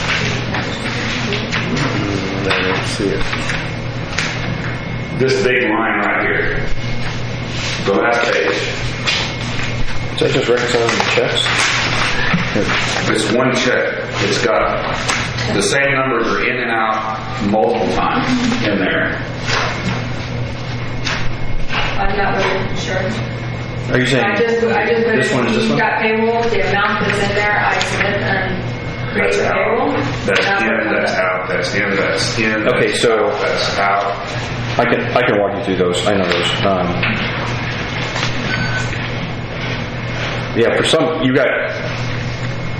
It's repeated. This isn't repeated. This is it is repeated, but this is this was a double entry on here because we have two payroll liabilities where the county payroll that one goes. So somehow that got doubled. And that's on every one of the Because I remember we tables. thrown up. It is on there. Do you see what he's talking about? Yes, Yeah. and I'm not really sure because all I did was put in his salary. Yeah, because that's when you do right. And it does it by itself. So please, we're going to have to reconcile that one and figure out what's going on because it's double entering on. Once the most of the meeting's over, I can show you exactly how I do payroll, and then you can. Yeah. So that's they should only have one to. They should zero out, and they're not zeroing out right now. So there's two 238s and two 5577s, and there should only be, That's on everyone. yeah. And that's for his paycheck. Yes. Okay. Yeah, we gotta dig into that one and figure that one out, why it's doing that, because how can it reconcile and be the same? I don't know. I don't know. You're gonna need to get down the weeds on that. And the other thing that I have on here is, again, you have these check payments that are made. Amazon, let's look at any one of these Amazon. There's no item, there's no description about what it's for. It just says Amazon, $99. And that's not, I can't reconcile it. I can't understand what that's for, and I can't verify that was for something that was used for our agency. You gotta get That's not being accusatory, by the way. No. Yeah, it's just okay. Yeah. Please don't take it that way. It's just that as we have to be able to say, okay, this is the bill, this is what it was for, and we paid that bill. And the way this is right now, we're not doing any of that. Yeah. Same thing with these checks that you presented. Some of them have the bills attached to them, some don't. We need to have that information. All the bills that you presented have the invoices with them, except for my check, which is what you requested for your conversation that I had with you 3 days ago. So just to answer your question about the liabilities. Yeah, sure, help me out. The way it works is where you see the 238.47 twice. One is the employer tax, and one is the employee deduction. So one's for tax, and one's for Social Security, and one's for Medicare. Well, they do it twice because we as the employer pay our portion, and the employee gets deducted there. So where you see the negative, that's where we pay our portion. Right? The 305 is the federal withholding. So if you take the total pay, the 38.46 minus the 305 minus one of the 238 minus one of the 55. The 238 is Social Security, and the 55 is Medicare. Correct. You'll get to the net check of 32.46 which is his paycheck. And his checks are the same every single month. So that's why it's in there twice. So there will be another check when we pay the IRS, the 941. Oh, that was up here. We got that one on there. For both payrolls of the month. Yeah, 2/7. That was on 2/7. Yeah. So, well, that was for last month, January. We'll see one in March. It's just debiting the account and sending it over to the holding account for it. Okay. So that's what's in it. So it's okay. Christy, do we use Canva? Canva, yes. We do. What do we use it for? It's when he makes it, where we make all the flyers and everything. What do we make flyers for? When we were starting originally. Oh, okay. So do we still need to use that service? My wife and I, we have it for our business, so I don't need it. and she uses it. So maybe can we cancel that, please? If we're not going to use it, if we want to use it, then great. But I just showed Jason, if you look at the QuickBooks, every item for Amazon has a memo, so I'm not really sure why it's not for any of the papers. Yeah. Unless it's something that I'm doing wrong, but every single Amazon has a... Well, and I actually want to talk about Amazon for that matter. In this one and any of the other. Well, that's really the only. Do we have any other ongoing accounts like that besides Amazon? We got Lowe's on here. I don't know what the Lowe's are. Lowe's is across the street from Damien Receipt. Oh, that Lowe's. Yeah. And then I went to... In Ace. Yeah, I see those. That Lowe's is actually for electrical cords for the unit that's in Natalia. That was a reimbursement. That was for here, and then there was a reimbursement for me. So I think what I'm asking you to do is in the item, and I don't know why it's not. Maybe it's because this is it's summarizing it or something, but it's not telling us what these are for. And the other thing that I asked was that if there's charges to be made, that you email us. I need to buy X, and either it comes from myself or from the president says, okay, I authorize that purchase. It's going to slow it down a little bit, but it has more accountability that way. I have not purchased anything from Amazon since December. Everything from January to present has been Jason. Like, for example, I bought printer paper.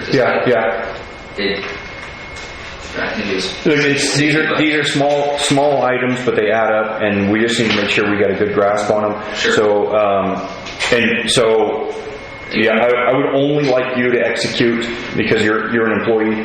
I would like you to execute any expenditures that need to happen, and just like Matt said, that with pre-approval, and when it comes to any of this stuff, if we don't have detail on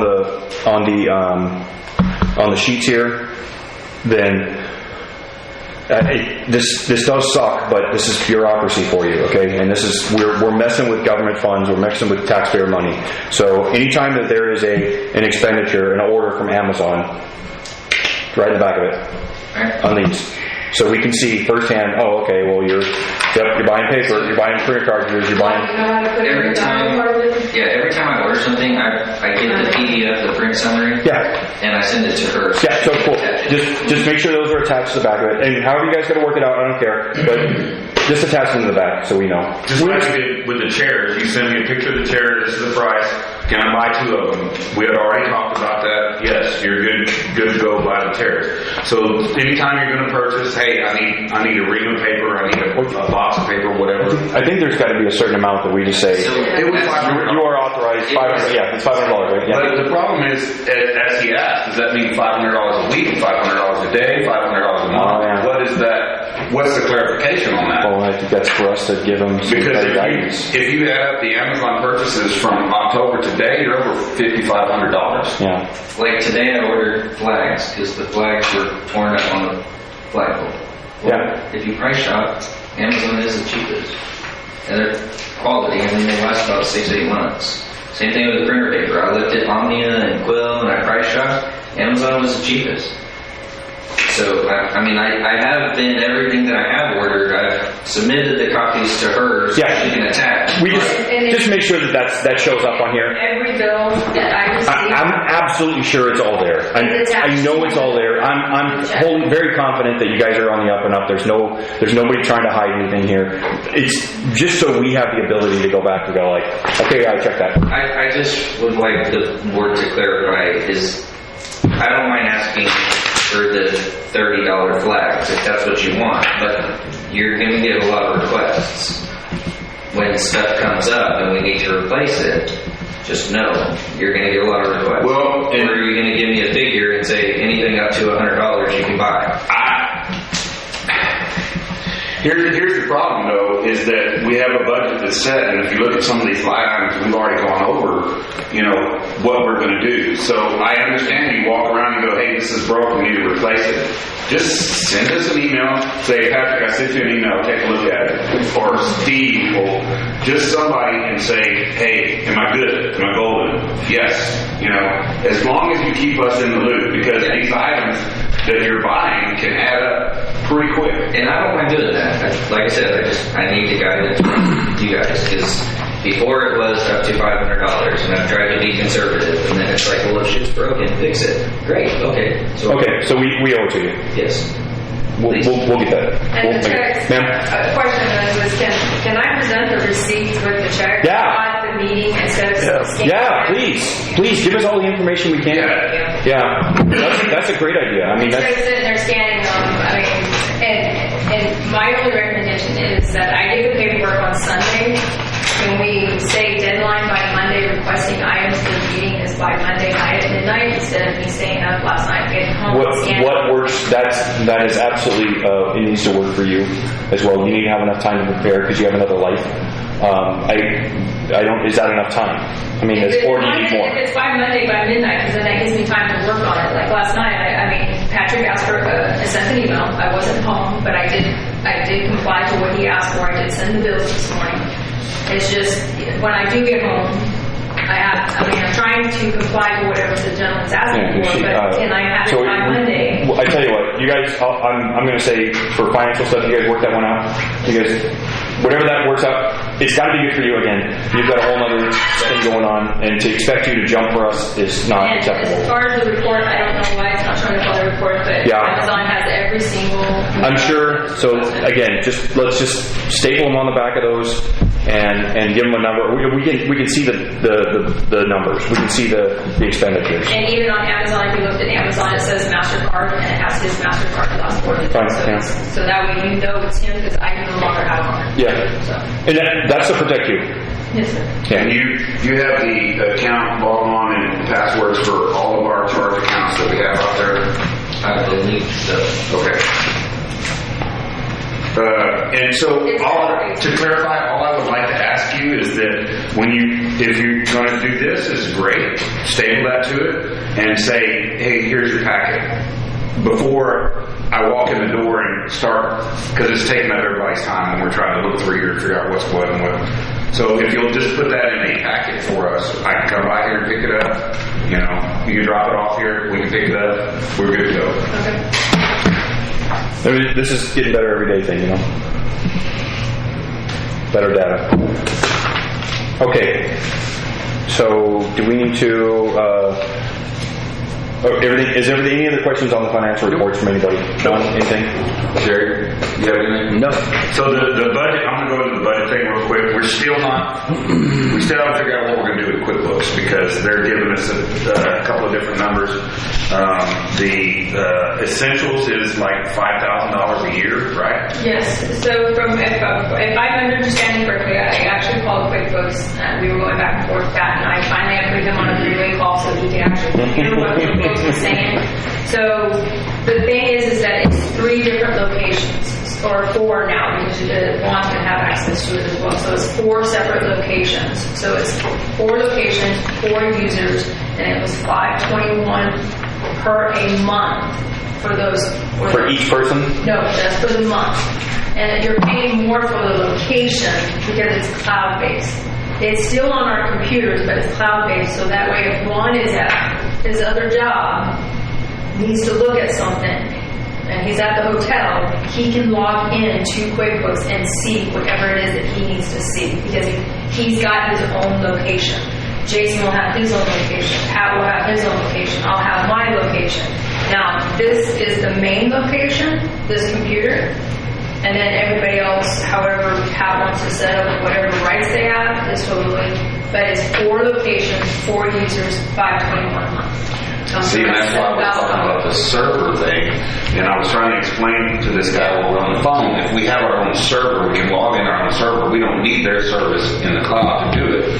He was not grasping what I was saying. Yeah, you can, this goes back to the conversation we had last month's meeting. If we had our own server here, we could put it on our server, and then you all, whoever you designate, can just remote access into that server. So, and I'll tell you, I had a discussion with a consultant on this stuff, for the whole comprehensive data package, server, email, website, social, all the things that we have requirements to do all from on safety. You know, we do have requirements on public disclosure, and it would be able to handle all that. We would all be able to get into it, just like you're saying. And I don't know the back end on that for QuickBooks, but that's something to add to it for him. To say, I need you to look at this as well for QuickBooks.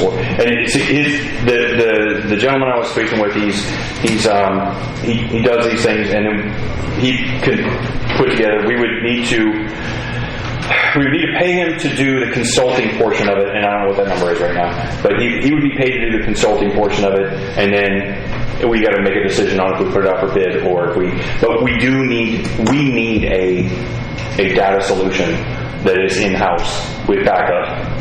That because we have data retention requirements, we have access issues. Our email service is wonky, and how do we pull all that data and be able to hold it on our own? And there's all these other ramifications that are coming down that it's driving us towards this. I believe it's driving us towards this decision of holding that stuff in-house. So I would like to just add a little bit of information that is the process. At the safety conference, they mentioned that we're obligated by law to have our creation documents from the day they were voted in. Yeah. And I can tell you that up until a week or two ago, we did not. Yeah. I now have a copy and proof of that creation letter that I got from the county. But it even took the county judge and county clerk's office quite a while to find that. Right. So we're in compliance now, right? But it goes back to one of those things. If we had it stored on a server, any one of you could access it at any time. Not only us, Right. the public. Yes.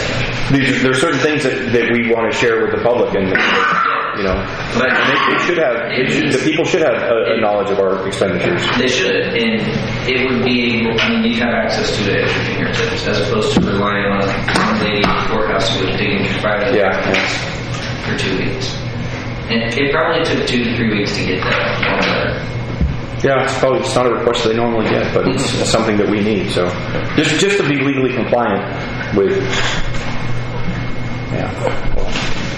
I did have 2 items on the financials. One, we can make sure on the balance sheet we run it as of the end of the month as well, not as the date of your minute.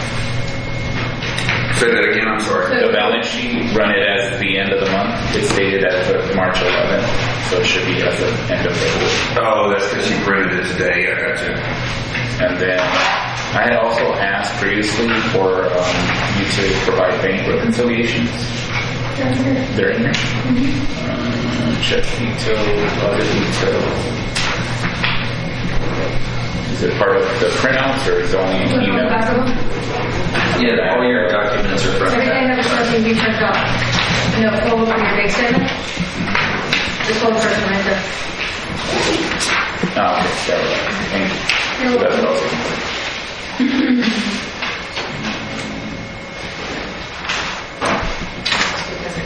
So I think I know how to solve this. The memo issue that you're having, it's a choice when you go in there, you customize the choices of what you want to print on your report.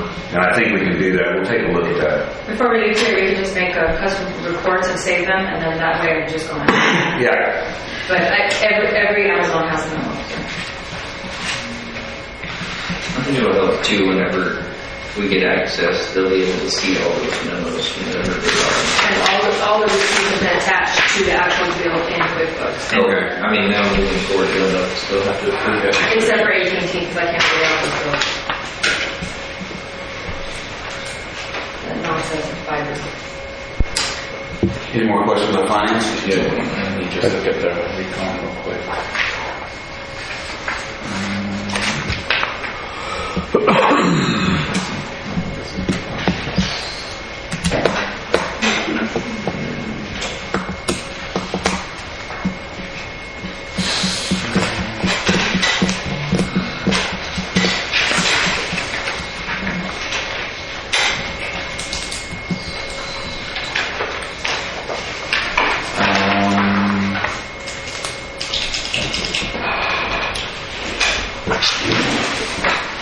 Which one are you in?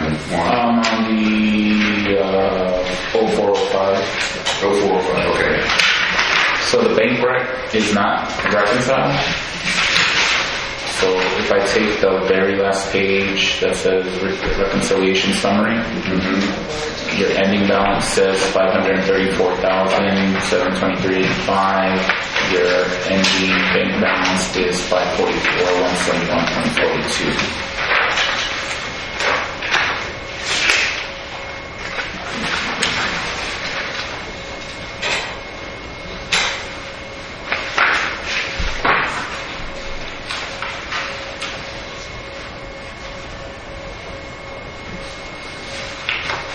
I'm thinking it's missing maybe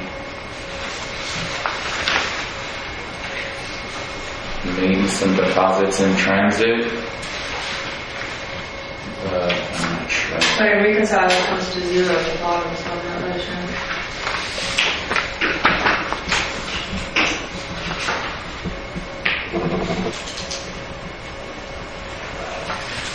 Oh, because if you look at the reconciled detail, Your balance, here we go.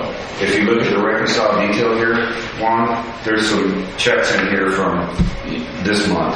Yeah, so they're outstanding checks. Yes. Okay. So,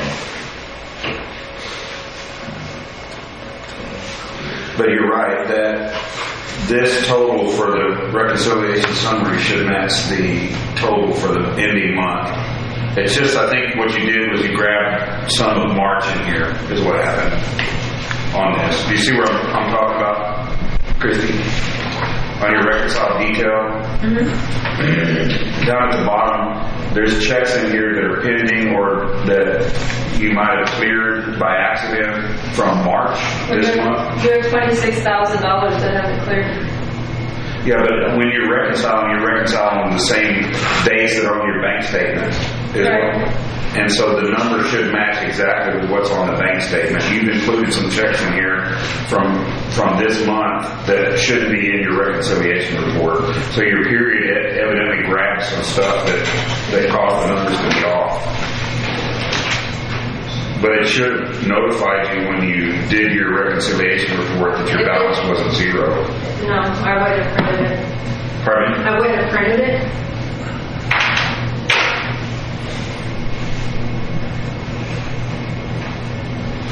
Maybe when we get access, Yeah. see it a little easier.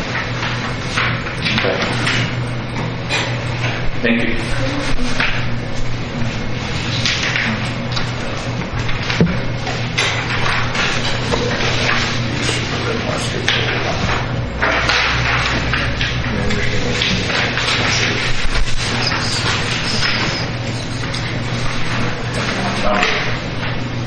Good? Yeah. So the only thing I want to add to the finance piece of it is we kind of already discussed is we need to figure out what's that burn rate right now that we have. What we know, generally speaking, what kind of expenditures we're going to need. It's going to drive decisions for us as to what do we have for budget availability for when Jerry does work on this building and what kind of budget and how it's going to be, the expenditures are going to go. It's going to give us detail for future about what kind of money we've got holding back and when we need to do other purchases. But burn rate is important to at least keep that amount, and then we'll play a 10%, something like that, to ensure we've got that ready to go.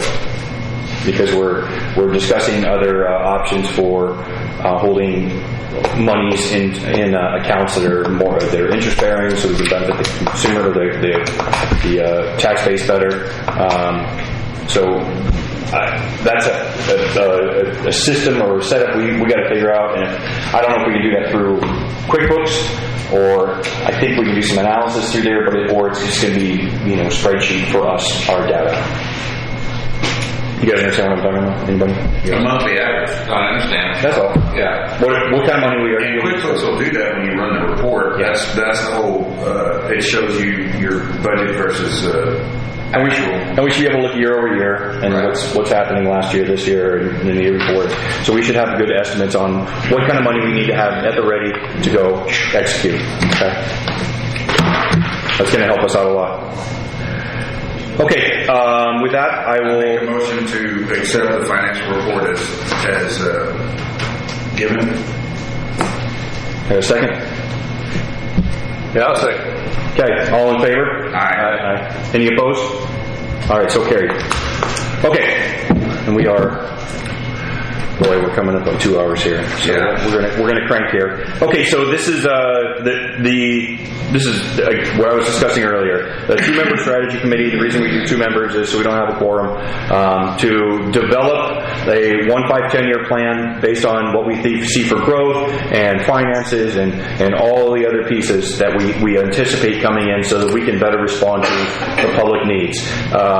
This is the intent with the 2-person committee is that they'll bring back that information back to the board for decisions or for just for information each month, and then at the end of it, so we do one next month, we do one in May, and then we do final approval in June for the board to approve the ESD4 strategy plan for the 1-5-10-year plans for each of those. So I'm available for this, and I'd like to be a part of it. I need one other person to assist with that one, and it's not going to be a phoned-in effort. It's got to be somebody who's going to have some good intent and be able to put some time into it and wisdom. So that's what I asked for is one other. I will, unless you want somebody else to run it, but I'm glad to do it right now. Looking at what we have, I can help put this together, but obviously you're needing the second person for that one. Well, I hate to admit it, but that's beyond my scope of knowledge. I mean, I could help you, but you've got a pretty, a 3-month schedule here, and I'm going to drag you down if I jump in on the bandwagon, or it could be a teaching moment. Okay. You're tired. Yeah, I know. Yeah. Derek? Nice to know you, Pat.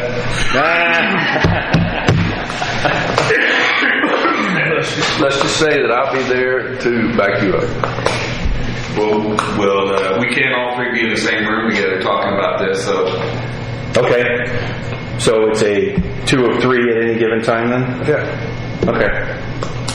All right. Well, I appreciate that. We don't need to make any kind of commitments on that one or any kind of motions or anything, but this is so that we can establish some plans, and I'll send out text email because in all honesty, my intent when I got on the board was to serve 1 term. Yeah. I'm retired. I don't.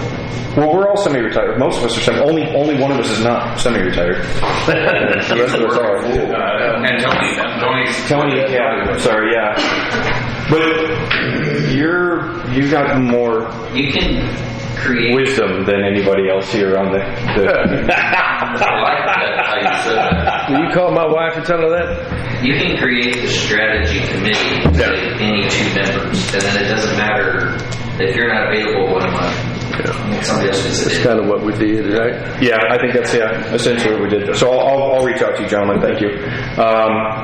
So we'll put that agenda item number 10, moving funds over to Texas Bus LGIP. You want to talk about that, Pat? Sure. I would like to bring them down and give a presentation to the board to talk about what they can do. Juan is very familiar with working with these people through the school districts, and they have made it very clear that we can move money on a daily basis. We can move money anytime we need to move money in and out of those accounts, and they pay better interest rate than a bank's going to give us. Juan? Correct. No, I agree. You guys are using it? We spoke to them at the conference, and I use them as well as my school district. Okay. They're used by a lot of government entities, so Yeah. they're well known and respected. Okay. That's what they do. Solid investment, if you will. Okay. You want to, reach out and I'll reach out, and if we can put this on next month's agenda so that I can have them come down and do a presentation.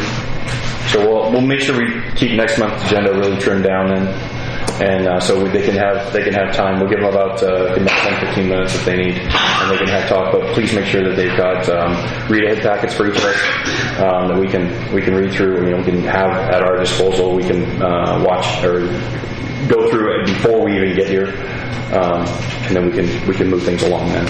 So. Yeah, because Mom's going to be calling. That's why I left the cell phone in the car. Yeah, I don't think we need a motion on that. So we'll just move on to number 11 and 12. I'm going to recommend that we table both of these items based on the discussion we had about the iPads. So I got You did today? Yes. After we talked? Yes, at 4:22 p.m. Yeah, you didn't see that? No. It's going to be $12,120.89 for us to cancel the fiber. Okay, I'm going to need to see a declining on that one, but we can talk about that later because we might not be able to. Okay. Okay, but back to the AT&T device, you only have his tablet and one tablet because you already approved it last meeting. You need to take over one. Yeah, no, it's yours. Okay. That's a non-issue. No. Okay. And that just comes off the account. So this is for the service, but we may need to crank that back up to do whatchamacallit. Okay, so can I get a motion to table that? And I make a motion to table both 11 and 12. get a second? A second. All right, all in favor? Aye. Any opposed? So carried on 11 and 12 are tabled. Review, discussion, and approval of Allegiance lease agreement for option number 2. That is item number 13. Do we have what we need here for this? So this is a draft agreement that I got from Dan, the COO at Allegiance, yesterday. I made 2 changes that he asked me to look over. It was the lease payment amount, which he had at 64. I changed it to 67, 199, 69 to reflect the actual annual payment. And then I changed your name because you're the president. Okay. And I let him know, and he said, perfect, great. So now it comes to the board for you guys to review or send to legal counsel if you'd like. And if you want to send it to legal, which I recommend, Yes. let them look it over. If you all agree, then We you get a motion to send that to legal for review, and then we can revisit this next month. Number 3, it talks about leaser agrees to sell the above said vehicle for $1 each if the leasing fully satisfies the remainder of the loan. Yes. Is that reads as if they have the right versus we have the option? So if they make every loan payment for the entire life of our loan, at the end, if they still have the contract and we transfer the titles over to Allegiance for $1. No, I get it. I just, Yeah. I don't know that that's advantageous to us. I guess the desire at some point is to keep them and open our own shop. I mean, otherwise, why not just sell it outright now? And then that would be something that Ken can. It is an option, and it's a 12-month term. So Well, I'm just saying, I mean, in 12 months, if you decide you want to do your own, then they just don't pay that year. Yeah. They don't pay it. We pay it. So we don't have to continue Correct. with them lease. So if they spend the next 5 years or something, whatever it is, and paying that the next 60 months of paying that lease payment, and at that point it would be. Yeah, and if you go out and But if we stop at 55 months, then they're ours. yeah, and if you get another provider or you try to do your own later on in the future, then the truck is still yours. You're just obligated for the payment. And Christy, you verified that this is the true dollar Yes, amount. that's the check that was signed last month for the first payment, because it's due the March 1st of every month. So it'll be in Every year. every February to be paid. So they'll back pay us the 67,000. I did not have that conversation. It's something we'll have to talk about. Yeah, that's something that we're gonna, because they've been in the ambulances for over a month. Yep. So I'm sure Allegiance would in conversations that we've had before. yeah, but I want it all legal. We need to have it in an open forum, and if that's the case, we need to invoice them. Well, Reimbursement. my suggestion is send this to the attorney and let him yeah, most definitely. look over this and make it good for both sides. Let's make a motion. I make a motion that we send this contract to the attorney, to our attorney, and clarify the option that we have on the table, and to make sure that we're within the bounds that we need to be. And then to also add on the last month. Is that what we're saying? Yes. Yes. Okay. I would just say I don't know that requires a motion because it's not an agenda item. Usually you can only motion on agenda items. It was. Well, it's an agenda item to approve the contract. Oh, you're right. You know what? You're right.